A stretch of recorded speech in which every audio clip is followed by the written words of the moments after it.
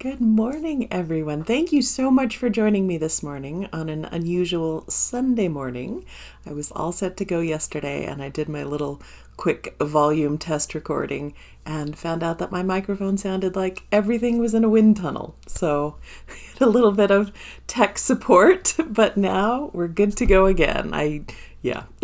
It was so surprising. I don't know why that sometimes tech just does that, and also to feel like I had prepped for a Flosstube but not actually had the connection with everyone felt very strange. So anyway, thank you for joining me today. It is a beautiful winter morning here in Nevada, which would usually mean that it's cold and sunny, but today means that it's cool and we're waiting for some potential snow a little bit later. So hopefully not a lot. We still haven't melted off the last storm's worth, but it should just be a little pretty sprinkle of snow to enjoy a day inside stitching. So whatever you're doing and whatever your weather, I hope you get to enjoy it.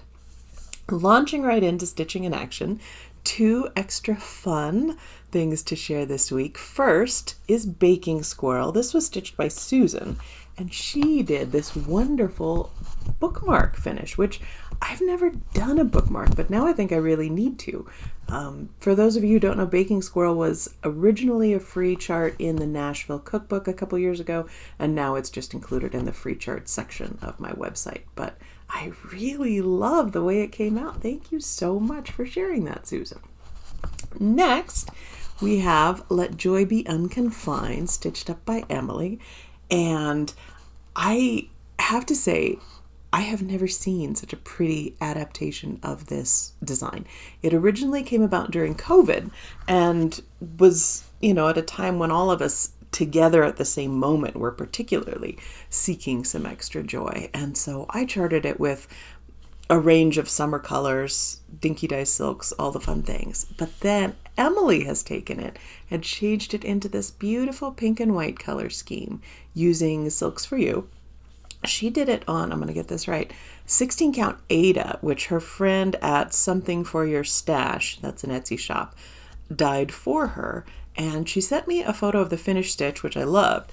And then she promptly finished it completely from an FO, a finished object, into an FFO, a fully finished object with the frame. And I love that frame. I love the way it plays off the colors. I love everything about it. So thank you both, Emily and Susan, for sending those. As always, if you've stitched a blue flower design and you want to tell me, I would love to hear it. And that way I can share it on the Flosstube and also in the Stitching in Action section on the website. So if you're looking for inspiration, that's the place to go to see how creative other stitchers have been. I don't have any personal stitching to show this time. It's been all model stitching and market prep, which is not bad. Plus, this time of year, my day job is flat out, so it's been busy, but I don't mind. I've been working and getting ready for market, so that's always fun. However, I do have a little bit of stash spotlight. I didn't do that last time because I was moving into the office. I'm still adjusting and moving, but it's been really nice to get settled in. And like so many of you, I rejoiced in the arrival of a new fabric producer, a fabric dyer. This is Cedar River Linen, and I got 4 of the new designs that she put out, or the new colors, I should say. You can see 3 beautiful neutrals, and then this last one here called Arboreal, which I got because it's blue. I'm sorry. I haven't had my coffee yet. I should probably stop and drink a little bit before I start talking.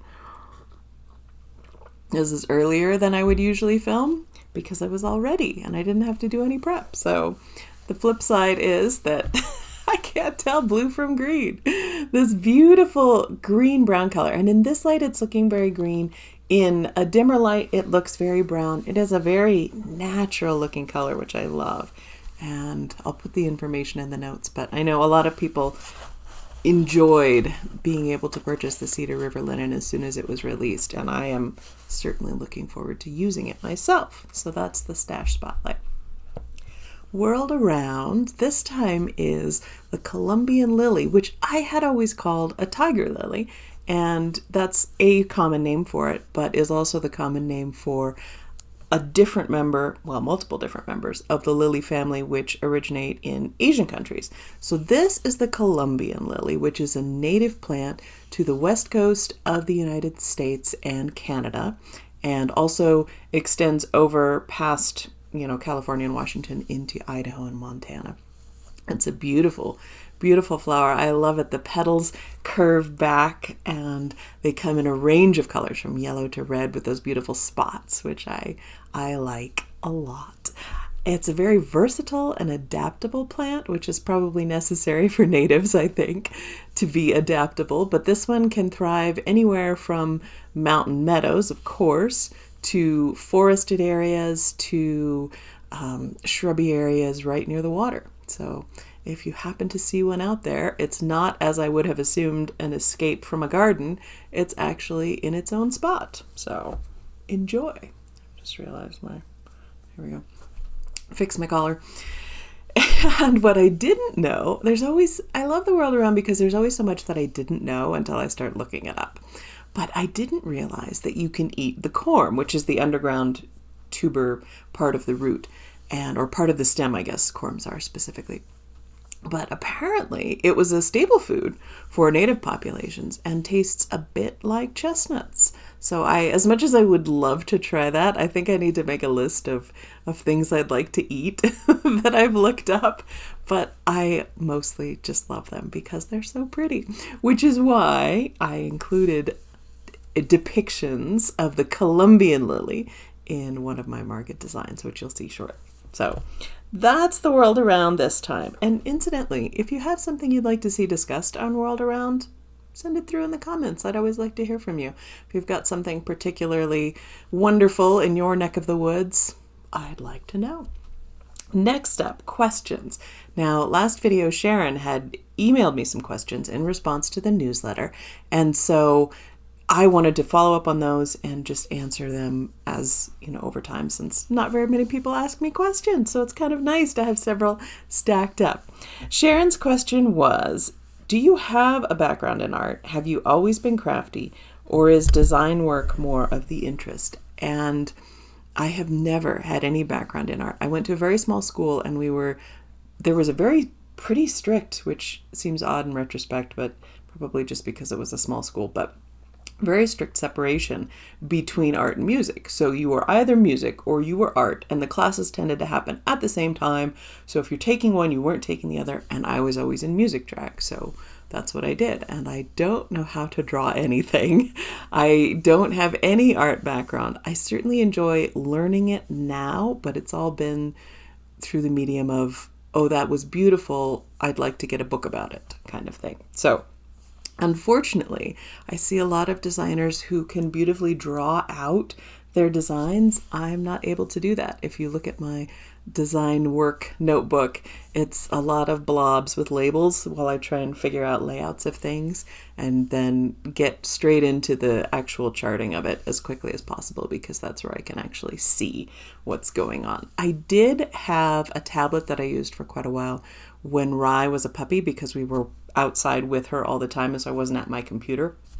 And it was helpful to be able to use a stylus on the tablet to draw some things. So that I did really enjoy, but there were some clunky things about it as well. And now most of the time I just default to using my worktop, which is, I guess, straying from the point a little bit. But no, I don't have any kind of art background. I just love things that call to me, and I wish I were better.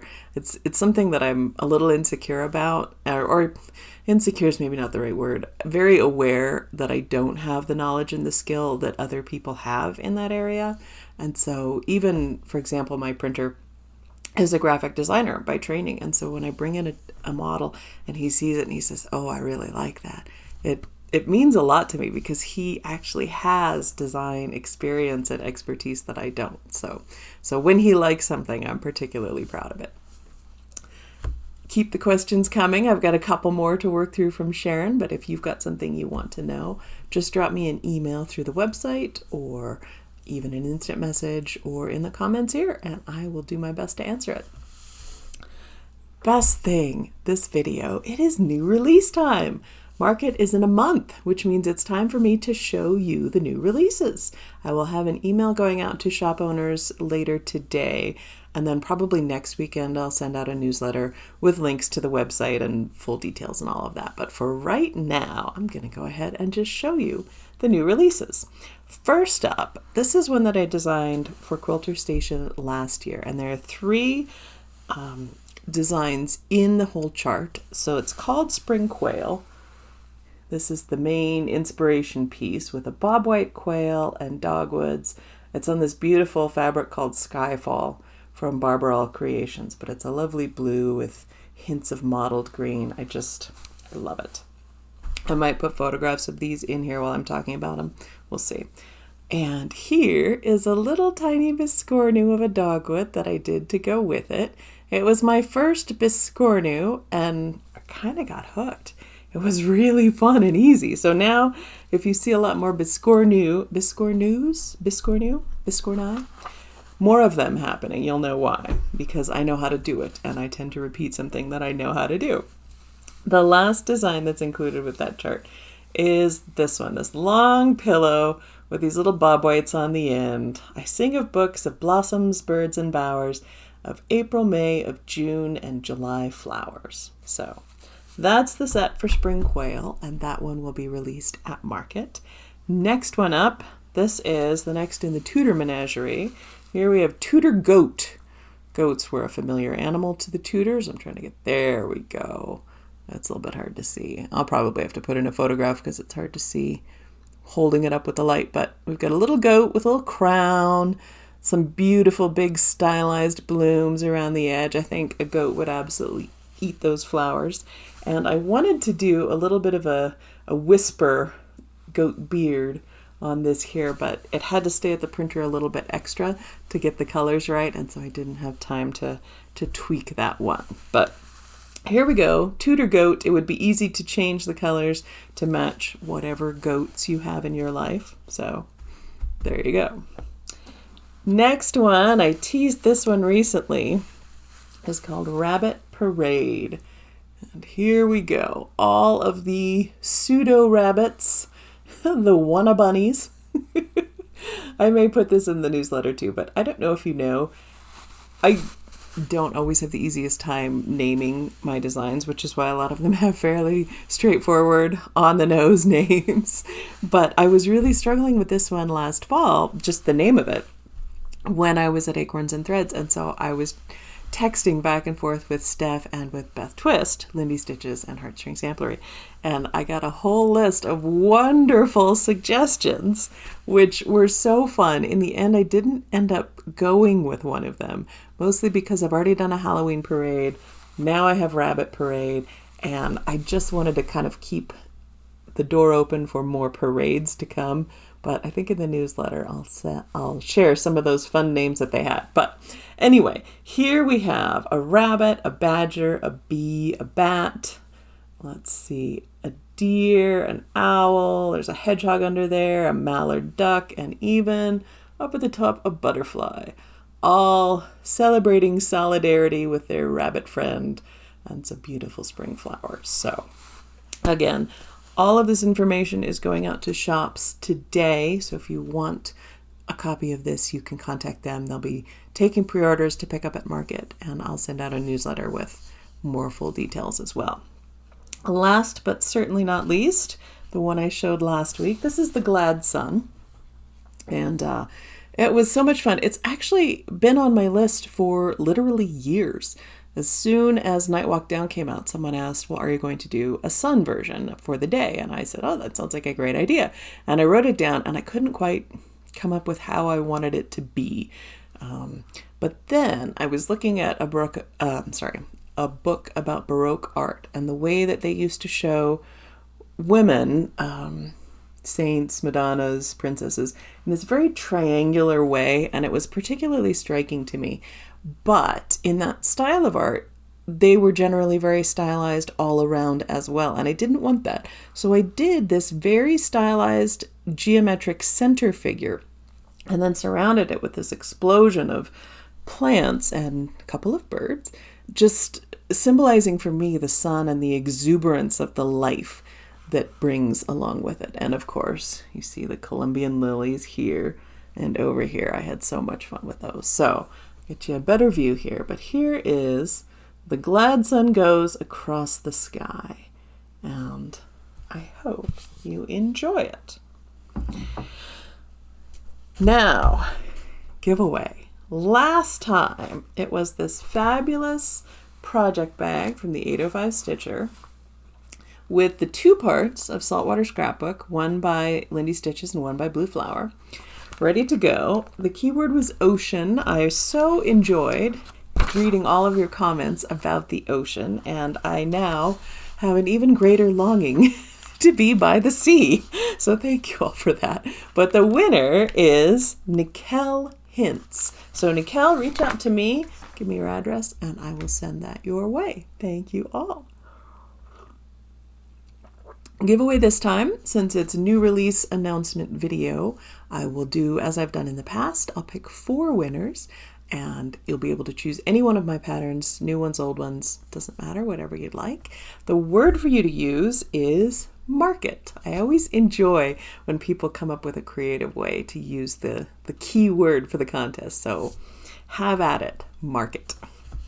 All right, announcements. Market is approaching very quickly and we're all getting ready. I'll get one more video with you before I head off to Nashville. And then I think the one that would normally happen in a month, I'm not sure I get that in before I leave or not. I'll have to check the calendar. If not, we'll get it when we get back. Let's see. I'll send out the February newsletter, as I said. I'm really enjoying. I know it's only the second one, but the idea of just a newsletter that's not all about new releases. So I hope you are as well. It's been lovely to spend this morning with you. I hope you are having a wonderful weekend, and I look forward to chatting with you again in 2 weeks. It's really nice that we get this time together, and I so appreciate it. As always, send me any questions that you have, and if you've got a world around you'd really like to see featured, send me that as well. I look forward to it, and I shall be getting lots of use out of my new microphone so that I can blather on for ages. We've got puppy video now, and I hope you have a lovely weekend. Bye.